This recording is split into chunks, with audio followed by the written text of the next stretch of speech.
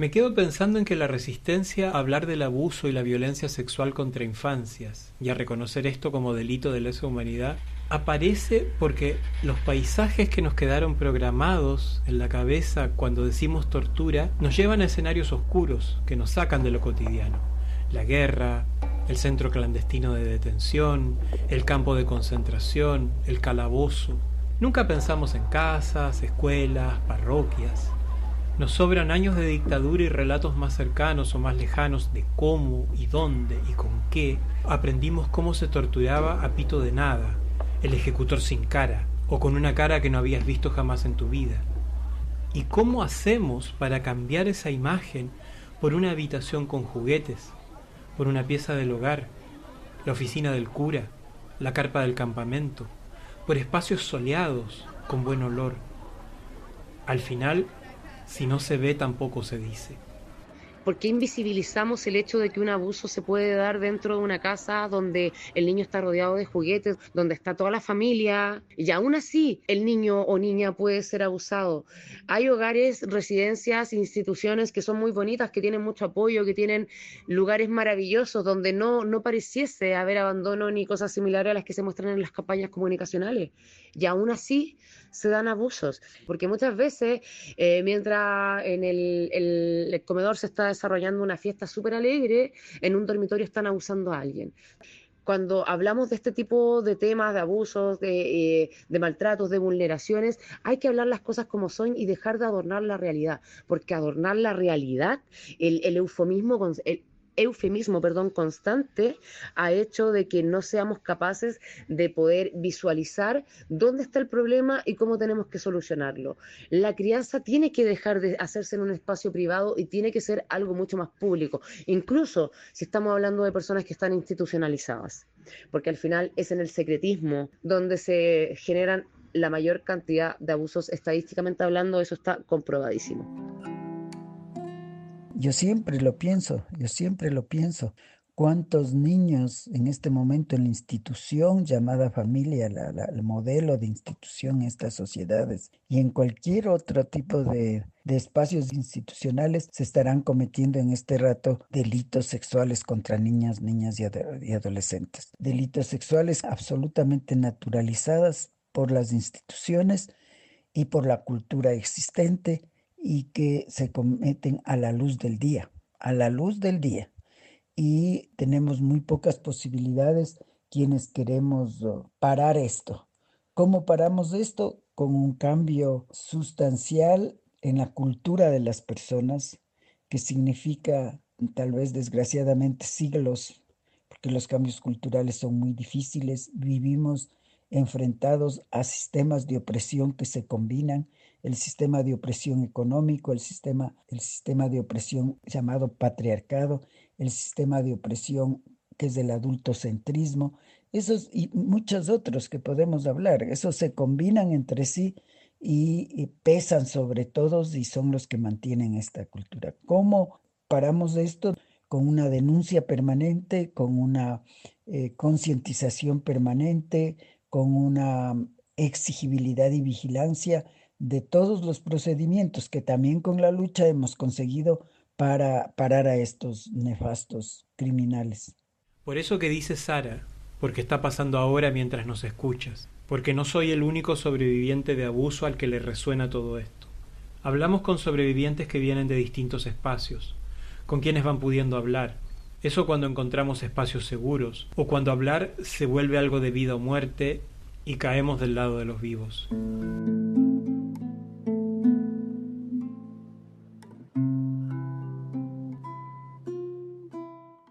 Mucho tiempo fui silenciado por la misma dinámica del abuso reiterado.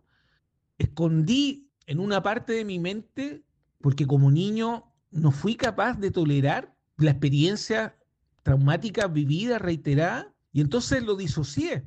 Y entonces las dinámicas de obediencia de vida, de silenciamiento, hacen que uno se haya callado por mucho tiempo y se calla para sobrevivir, tanto el habernos congelado, no haber reaccionado, el haber asentido, el haber permitido, porque ¿Qué va a hacer un niño frente a un adulto que tiene toda la confianza de su familia, que se supone que es representante de Dios, que al cual te han enseñado los adultos, hazle caso, obedécele, pórtate bien?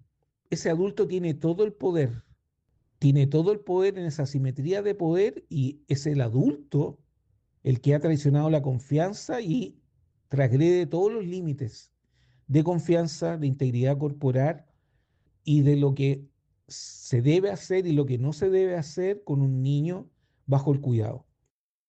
O sea, cada vez que sales del lugar que te asignaron para apropiarse de tu cuerpo y anularte como sujeto de derecho, convertirte en cosa, en objeto, ahí te traga el cono del silencio, que dice la estadística podemos tardar una vida entera en atravesar.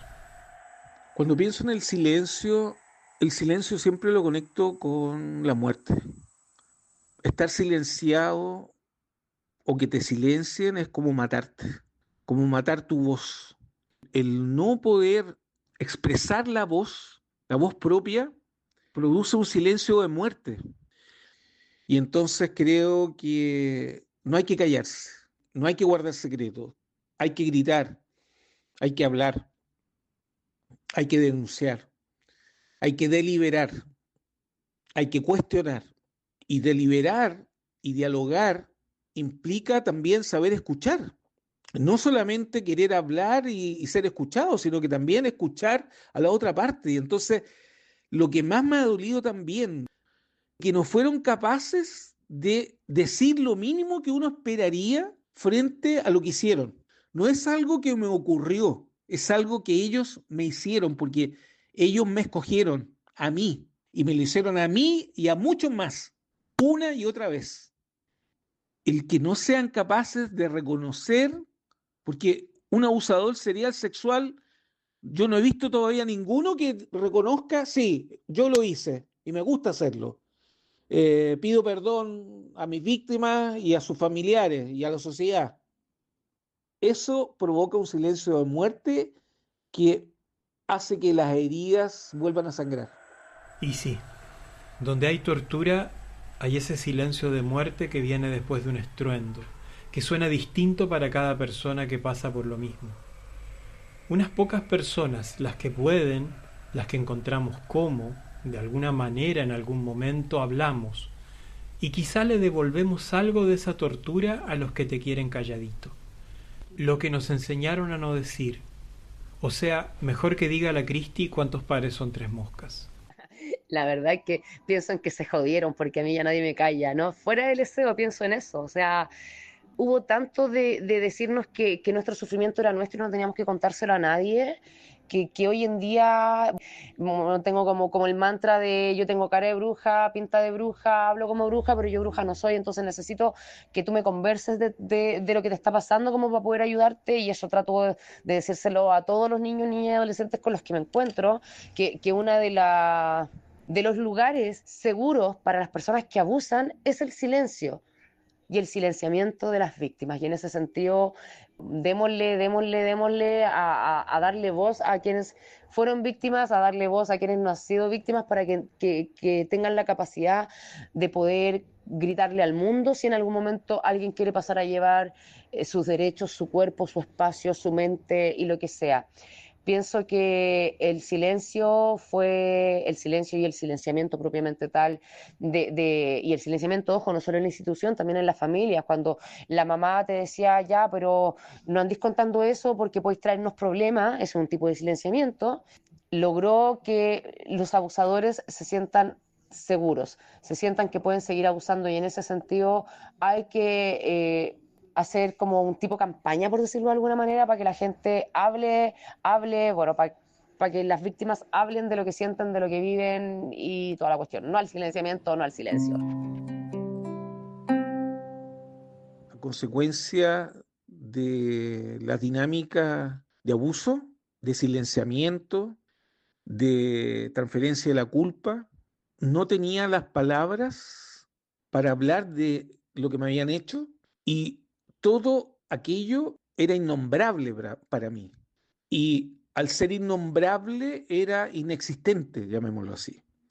Y en ese sentido, entonces, creo que el poder encontrar las palabras justas y precisas permite educar, informar, tomar conciencia como una manera, ¿cierto?, de luchar contra el negacionismo, las verdades oficiales, promover y exigir la justicia, tratar siempre de buscar la reparación y hacer que la sociedad como un todo, el Estado y las instituciones en particular, puedan dar garantías de que estos crímenes deleznables no se vuelvan a repetir. Y cuando no hay donde ir y gritar, donde no hay una Cristi, un Jaime, cualquiera de nosotros que te entienda y sepa que pudiste hablar cuando pudiste, que lo de la víctima valiente también es monserga barata, como la santidad. Al decirle a las víctimas que han hablado que son valientes, se genera ya una jerarquización, una especie de pirámide que debemos evitar a toda costa. No hay ninguna víctima que por haber hablado más o haber hablado pasa a tener una categoría superior. Nosotros tenemos que ser muy atentos. Quizás hasta nos llega como una especie de mayor responsabilidad, porque debemos ser muy lúcidos para evitar esas instancias donde nos generan el factor que finalmente detonan el abuso, la superioridad, el que hay un otro por sobre ti. Mira, es tan paradojal que yo como teólogo he hecho una reflexión al respecto, siendo crítico con el mensaje cristiano, y el mensaje cristiano que se sostiene en la idea de la encarnación, o sea, que Dios se encarna, se hace uno con los seres humanos, al punto de morir de manera muy significativa en medio de sediciosos, ¿no? Acusado de sedición, llegar a lo último, para demostrar que ni Dios está por sobre el hombre. Y eso el cristianismo lo olvida. Lo olvidó, no lo sepultó, al crear una institución piramidal, androcéntrica, falocentrista, bimilenaria, con una superioridad y verticalidad tremenda, una mole. Finalmente, cualquier atisbo de superioridad hay que cuidar. Por eso hay que también cuidar las democracias, ¿no? Que no se transformen en tiranías, colocarse por sobre los otros. Eso es muy importante y por eso creo que es tan bien difícil de erradicar el tema del abuso, porque uno ve que está permeado. La superioridad, el macho por sobre la hembra, el rubio por sobre el negro, el heterosexual por sobre las categorías de la diversidad. La superioridad ha sido, yo creo que debemos estar muy atentos, muy lúcidos. Y cuando la lucidez lo permite y se recuperó la voz, entender las secuelas, las marcas de la tortura. Yo tuve un cuerpo antes de ser abusado y después tuve un cuerpo después de ser abusado. Y ahí se comenzó a dar una lucha entre el cuerpo abusado, tratando de recuperar el cuerpo no abusado y no lográndolo, cayendo siempre en una depresión, en estados, digamos, de que no lo controlas, no controlas tu cuerpo. Ya no controlas ciertos ámbitos de tu cuerpo. Y eso lo vas viendo en el tiempo, con las enfermedades incluso. Pero ya desde mucho antes se empieza como a disociar uno del cuerpo. Como que el cuerpo no le pertenece, como que es el cuerpo del otro. Y eso evidentemente ocasiona problemas tremendamente graves, ¿no? La sociedad en sí misma ha sido abusada y eso es lo que cuesta dar a entender. No son solamente un grupo de personas que han sido víctimas de esto, no, es la sociedad. Entonces la sociedad empieza también a disociarse de sus cuerpos y nos empieza a castigar.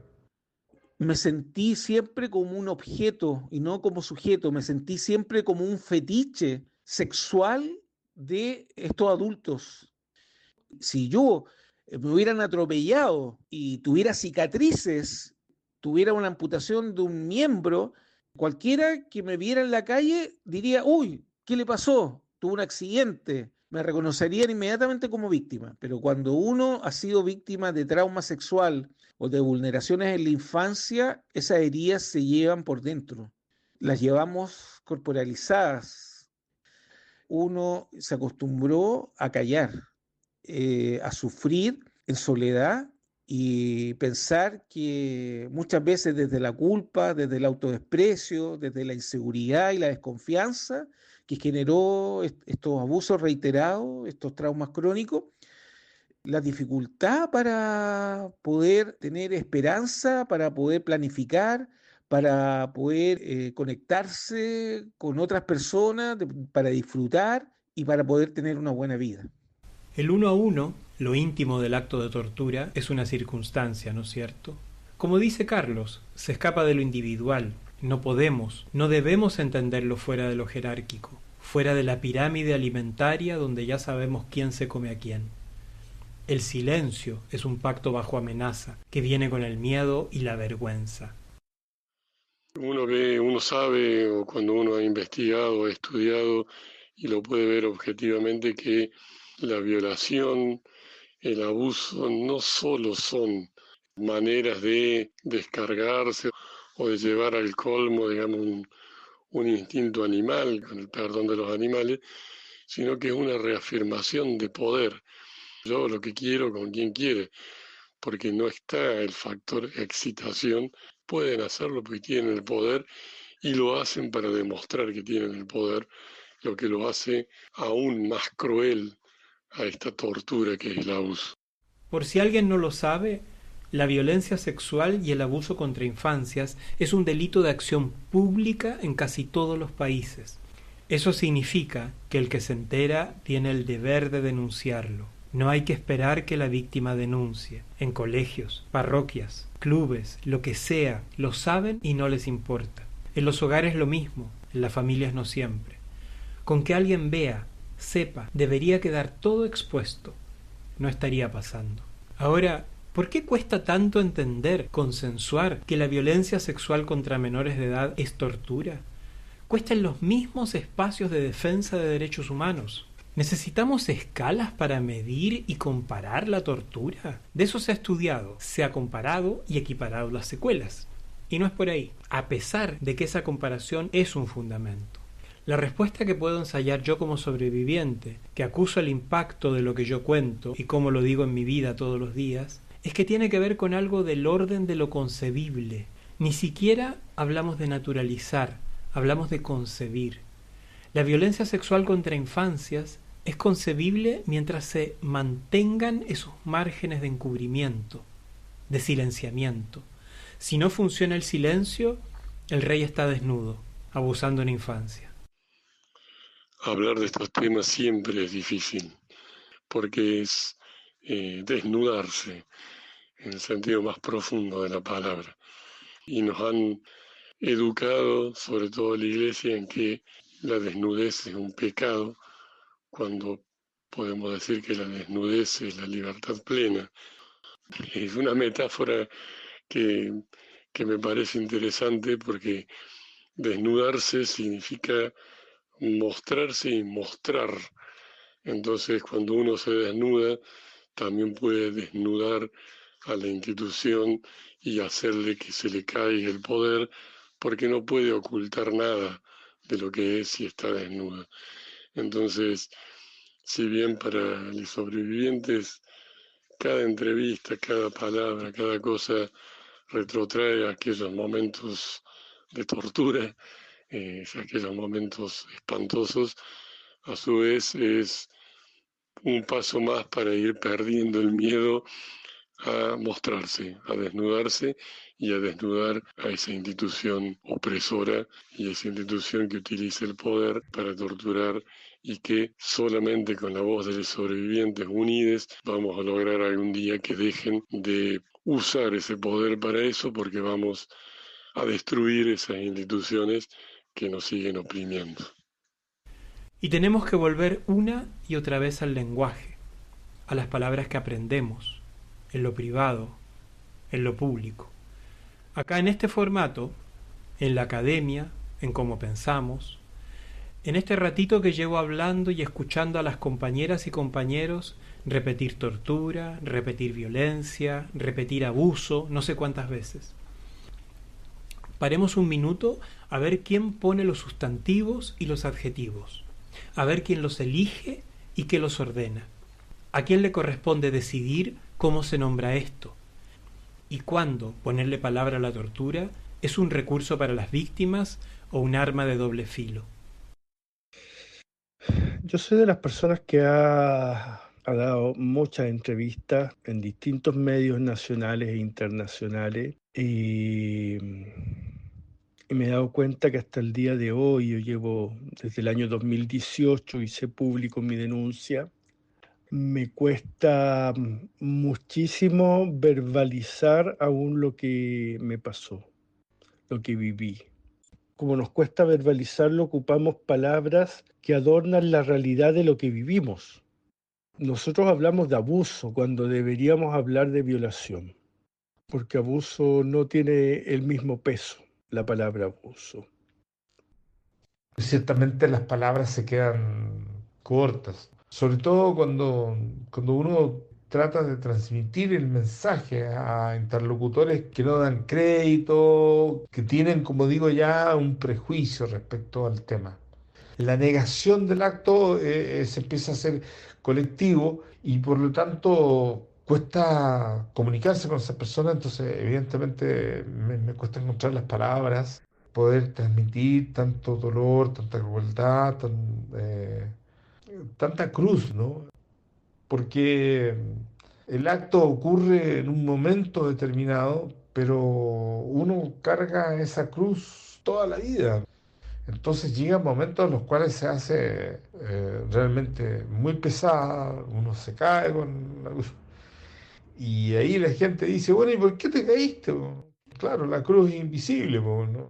Entonces ahí cuesta comunicarse con las personas y poder tratar de transmitirle lo traumático que ha sido a lo largo de la vida y cómo te ha ido condicionando, ¿no? Eso me cuesta mucho a mí expresarlo en palabras. Cómo te fue alterando tu salud y tú no te fuiste dando ni cuenta. Y estaba ahí, y estaba ahí. Entonces, hacerle entender a otra persona, chuta, con qué palabras, ¿no?